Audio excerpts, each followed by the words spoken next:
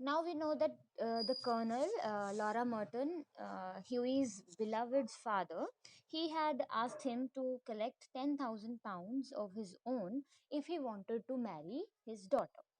Now, one morning, as he was on his way to Holland Park, where the Mertons lived, he dropped in to see a great friend of his. कौन है वो? Alan Trevor, underline. तो एक दिन Huey ऐसे ही घूम रहा है लॉरा मर्टन के घर के पास एंड वहां पे अपने फ्रेंड को मिलने जाता है. ट्रेवर कौन है? He is a painter. Indeed few people escape that now days. मतलब अगेन फनी टोन में बोल रहा है कि वो एक पेंटर है. Indeed very few people escape that now days. मतलब escape होता है बचना. यहाँ पे मतलब कि इंडीड सच में आजकल हर कोई ही पेंटर है, हर गली में एक पेंटर है. But he was also an artist. लेकिन एलन ट्रेवर थोड़ा अलग है. वाई? बिकॉज वो सच में टैलेंटेड है. He is a painter and sorry he is an artist and artist are rather rare. Painting तो आजकल हर कोई करता है क्योंकि फैशन है. लेकिन आर्टिस्ट कोई कोई होता है. ठीक है, तो आर्टिस्ट जो है वो रेयर होते हैं. Rare means something which is not easily found. Personally, he was a strange, rough fellow with a freckled face underlying a red, ragged beard. तो देखने में कैसा है वो?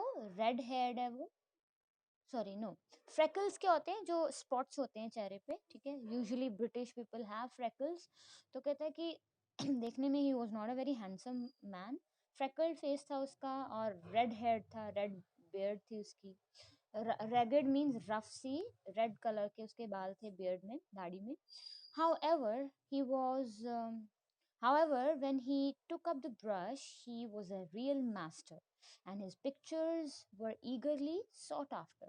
लेकिन जब बात आती थी उसके टैलेंट की, he was really a master of painting. और उसकी पेंटिंग्स जो थी eagerly means लोग उत्सुक होते थे, बेचैन रहते थे उसकी पिक्चर्स को खरीदने के लिए. Sought after means basically people looked for his paintings when they went to buy one.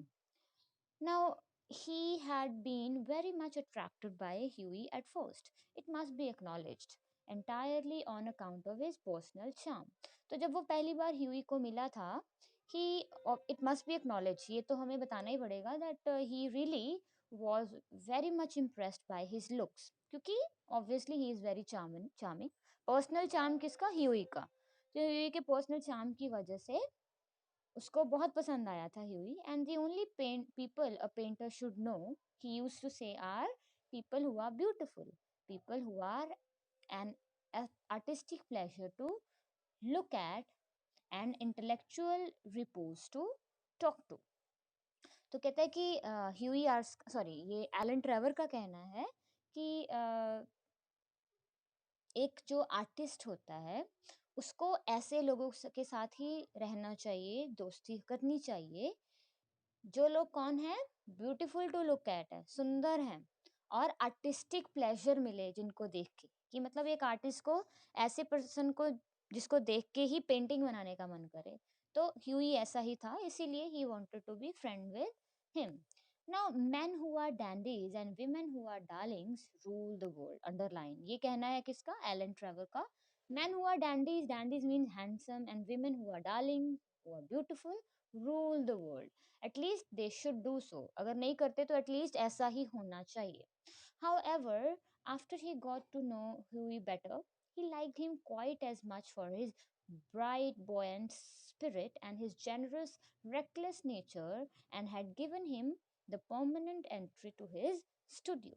तो कहते हैं पहली बार तो एलन ट्रेवर उसको देख के ही इम्प्रेस हो गया था, क्योंकि Hughie is, we know now, very very attractive. लेकिन जब वो उसको, when he got to know Huey better, जब उसने Huey को पर्सनली जाना, तो उसकी नेचर भी उसको बड़ी अच्छी लगी. कैसी नेचर है उसकी, ये भी Huey के लिए हम लिख सकते हैं कैरेक्टर में उसके. that he was a bright boy with a buoyant spirit. Buoyant means happy spirit, and generous, very kind. Reckless means carefree nature. तो इसकी वजह से उसने उसको परमानेंटली अपने स्टूडियो में एंट्री दे दी थी. कभी भी वो उसको मिल सकता था एलन ट्रेवर को. When Huey came in, this is the last para that we are going to cover. Now, When Huey came in, he found Trevor putting the finishing touches to a wonderful life-size picture of a beggar man. Underline. तो जैसे ही वो Huey के पास जाता है, किसको देखता है वो? ट्रेवर को देखता है, वो एक पेंटिंग बना रहा है, एक बेगर की, एक भिखारी की लाइफ साइज पिक्चर, मतलब पूरी फुल पोर्ट्रेट है उसका वो, एंड वो फिनिश ही कर रहा है उसको. द बेगर हिमसेल्फ वो standing on a raise platform in a corner of the studio.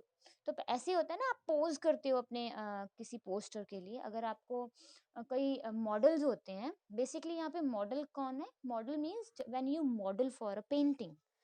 Okay, so आप खड़े हो जाते हो, पोज करते हो, एंड जो आर्टिस्ट है आपका वैसा ही पोर्ट्रेट बना देता है, पेंटिंग बना देता है. राइट नाउ, वो जो मॉडल है, वो जो बैगर है, वो भी वहां पे खड़ा हुआ है सामने. He was a wizened old man. Right, wizened old man with face with wrinkled parchment and most piteous expression. ये सारा अंडरलाइन कर लीजिए बेटा, इम्पॉर्टेंट है इस बैगर के बारे में. तो he is a wizened old man. Wizened means wrinkled old man. उसके झुर्रियाँ हैं चेहरे पे, एंड फेस पे उसके फेस उसका ऐसा लगता है जैसे कि कोई पार्चमेंट. पार्चमेंट क्या होता है? पार्चमेंट पेपर होता है बेटा. सो ऐसा जैसे पेपर को क्रश कर दें तो उस पर रिंकल्स पड़ जाते हैं, तो उसका फेस भी इतना ही रिंकल था. And with the most piteous expression. Piteous means sad expression, very grim expression. क्यों? क्योंकि ऑब्वियसली अगर वो भिखारी बना है तो वो स्माइल तो नहीं रखेगा ना अपने फेस पे. So very obvious expression. Over his shoulders was flung a coarse brown cloak. तो क्या पहना उसने? एक क्लोक पहन रखा है. क्लोक क्या होता है? Cloak is basically a loose gown. खुला सा एक कोट सा पहन रखा है, गाउन सा है वो. ठीक है, एंड ऑल टीयर्स एंड टैटर्स. सारा फटा हुआ है वो. टीयर्स एंड टैटर्स मीन बहुत फटा हुआ है वो सारा, उसका जो कोट है, उसका जो क्लोक है. His thick boots were patched and गॉबल्ड. तो उसके जो बूट्स पहन रखे हैं वो भी जगह जगह पे पैचेस लगे हुए हैं, मतलब उससे उसको कॉबल किया है. कॉबल मतलब सिलवाया गया है उसको, मतलब फटे पुराने उसके शूज हैं. With one hand he lent on a rough stick, while with the other he held out his battered hat for arms. और एक हाथ में उसने एक पुरानी सी लकड़ी पकड़ रखी है, अपनी पोस्चर को सपोर्ट करने के लिए. एंड दूसरे हाथ में उसने अपनी टोपी, बैटर मीन्स फटी हुई पुरानी सी टोपी पकड़ रखी है फॉर आर्म्स. आर्म्स क्या होता है? भीख. तो आप इमेजिन करो, इस लुक में एक भिखारी खड़ा हुआ है, ठीक है, तो मिजरेबल लुक है उसके चेहरे पे. तो उसको देखता है आते ही हुई आर्सकाइन.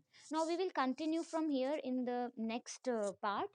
ठीक है, because here the story is going to be bit interesting. तो वो हम नेक्स्ट पार्ट में ही बेटा कवर करेंगे. So this is all for the day. ठीक है, आई